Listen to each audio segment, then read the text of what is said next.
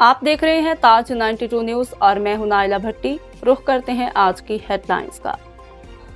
नवाब शाह से अली रजा आरई की खबर शामिल करते हैं। पाकिस्तान पीपल्स पार्टी के बानी चेयरमैन शहीद जुल्फ़िकार भुट्टो की 95वीं सालगिरह मनहड़ू के करीब गुज्जर हाउस में सिंध पंजाब की नामवर शख्सियत पाकिस्तान पीपल्स पार्टी तहसील सादिकाबाद के सदर चौधरी फारूक अजीज गुज्जर की जानिब से मनाई गई।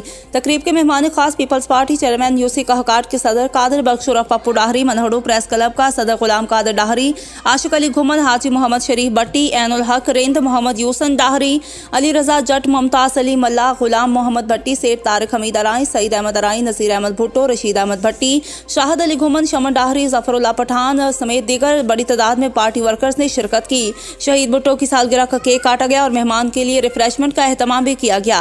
इस मौका पर पाकिस्तान पीपल्स पार्टी रहनुमा चौधरी फारूक अजीज गुज्जर ने खसूसी खिताब किया और दीगर ने इज़हार ख्याल करते हुए शहीद जुल्फ़िकार अली भुट्टो को उनकी शहादत पर खराज तहसीन पेश किया।